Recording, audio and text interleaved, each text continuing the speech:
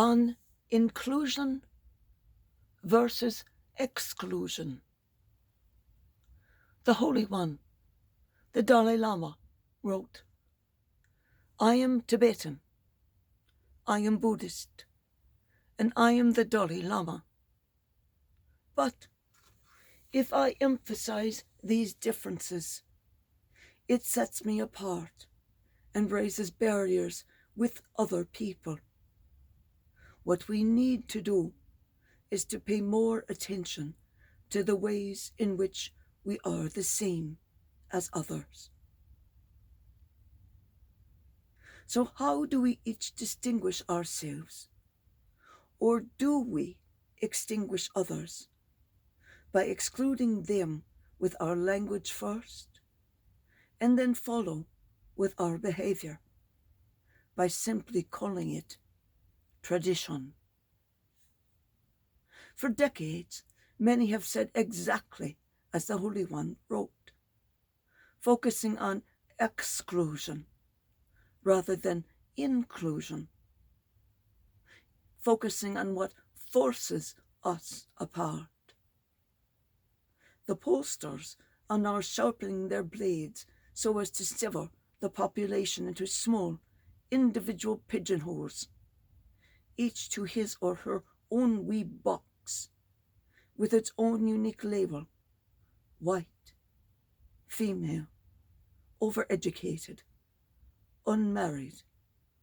That one really isn't anyone's educated business but my own, etc. But I put a pin in the gears of this machine at every turn. I am the daughter of a publicist, of a former pollster, and of a political genius. I fear those sharpened blades will somehow unwittingly sever those ties that are vital between us, to keep us as one nation.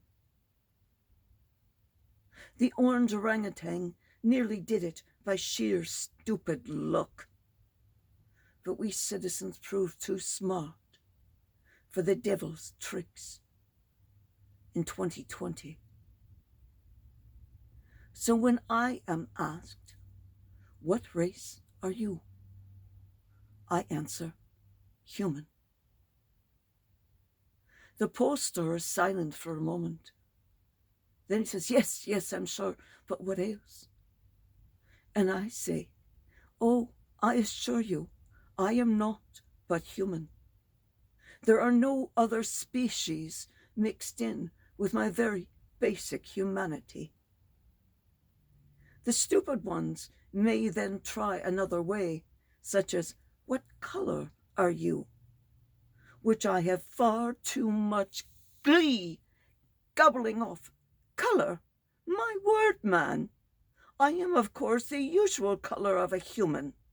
I be not any wee greeny or a pinko slimy creature. My word!" When they inquire of my place of birth, I note that this is quite the odd personal poll questionnaire, but reply, "My mother's womb, of course."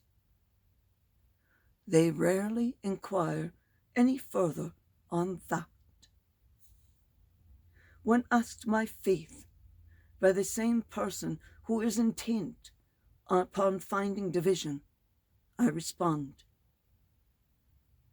"I have faith in the goodness of humanity, the ability of the group to work together to resolve today's problems and prevent tomorrow's hazards, such as you, from creating division or dissension with the improper use of language and imagery.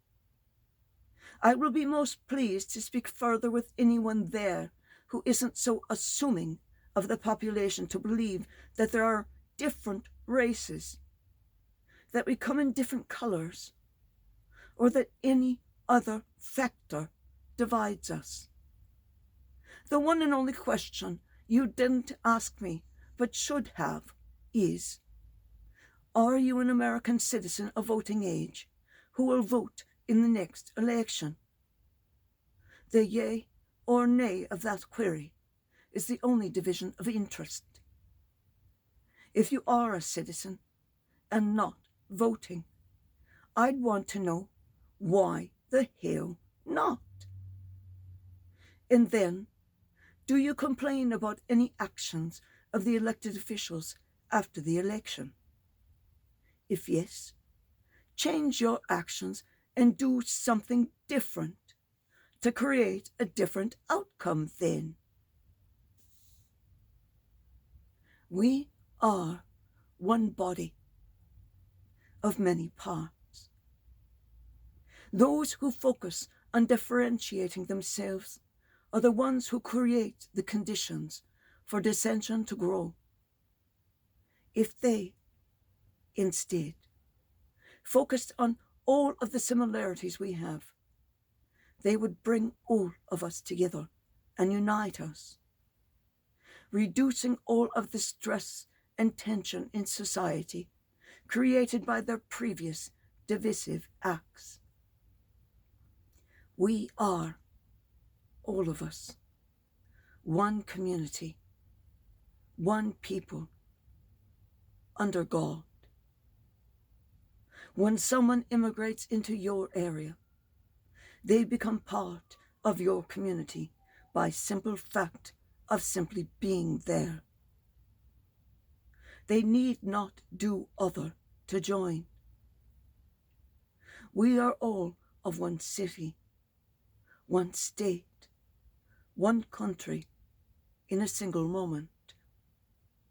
You can't be of two without being two bodies. Welcome, all people in. In this Lenten journey, travel as a uniting force. Find someone to join hands with and bring them to the one body, the union of Christ. All have the right number of parts. But if someone is so special as to be short an arm or a leg, they are very blessed by God. For those chosen to go without are truly specially blessed, truly the beloved of God. Welcome those in. Listen to them. Hear their word.